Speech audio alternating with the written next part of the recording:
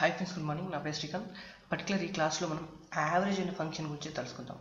So average అంటే ఇప్పుడు ఇక్కడ ఫస్ట్ మంత్ 2019లో నాకు కొన్ని ప్రొడక్ట్స్ సంబంధించినవి ఎంటర్ చేసేసుకున్నాను. సో ఇందులో నాకు యావరేజ్ ఎంత ఉందని తెలుసుకోవాలి.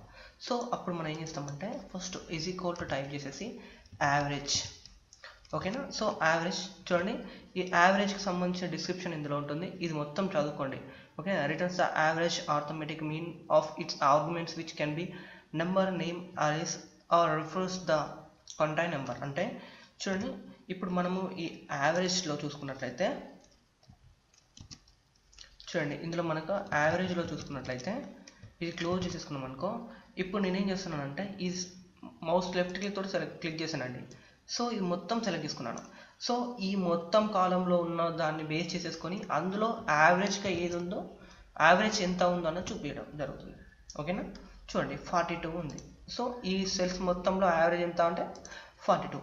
ఇదే విధంగా అన్నిటికీ కావాలంటే సేమ్ దీన్ని పట్టుకొని కిందకి లాగండి, మొత్తం అన్నిటికీ యావరేజ్ ఆటోమేటిక్గా వచ్చేసింది. ఒక కోడ్ కనుక ఒక్కదానికి కనుక మనం యావరేజ్ కనుక తీసుకురావడం జరిగింది అనుకో, మొత్తం మనకు ఈ యొక్క యావరేజ్ దాని కిందికి లాగిస్తుంటే ప్రతి ఒక్క సెల్ వేసి తీసుకొని ఆటోమేటిక్గా యావరేజ్ అనేది అప్లై అయిపోతూనే ఉంటుంది. చూడండి, ఇగో ఇక్కడ మనకు ఇది క్లిక్ చేసామనుకో, చూడండి దీని యావరేజ్ కోడ్ వచ్చేది, దీని యావరేజ్ ఫార్ములా వచ్చేస్తుంది.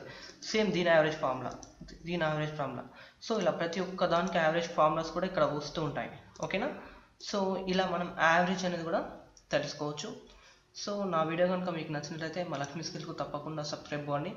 మరిన్ని ఎక్సెల్ క్లాసెస్ చూస్తూ ఎక్సెల్ నేర్చుకోండి. Thank you friends, bye.